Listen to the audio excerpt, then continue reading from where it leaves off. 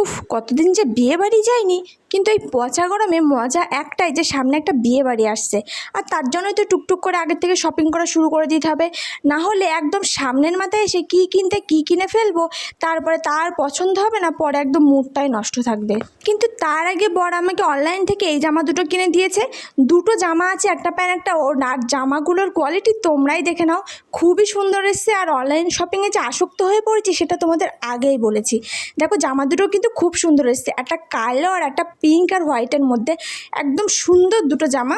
আর আমার তো এখন খুব বড় বড় সাইজের জামা লাগছে, কারণ ভীষণই মোটা হয়ে গেছি আমি।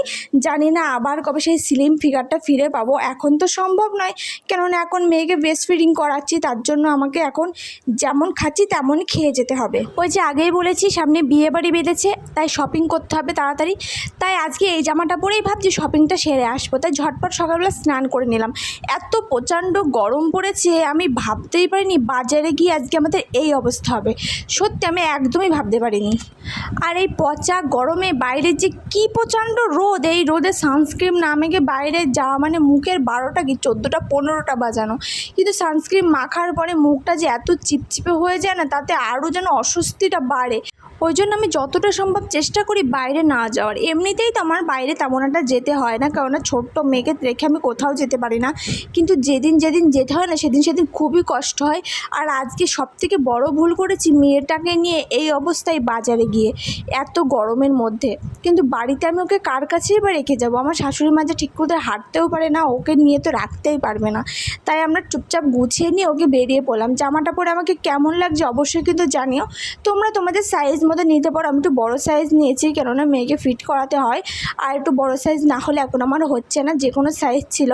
তোমরা চাইলে এই জামাটা কিন্তু অনলাইন থেকে নিতেই পারো, খুবই সুন্দর এসেছিলো জামাটা। এই যে আমরা সব গুছিয়ে বেরিয়ে পড়েছি, যাওয়ার সময় তো আমার মেয়েটা হাসি হাসি মুখ করে গেল। কিন্তু বাইরে দেখো কি প্রচণ্ড রোদ গরম, কিন্তু ও এতটাই লক্ষ্মী মেয়ে, একটুও কাঁদেনি জানো তো। এই দেখো এখানে এসেছিলাম একটা ফটোর দোকানে, একটু ফটো বাঁধাবো ভেবেছিলাম।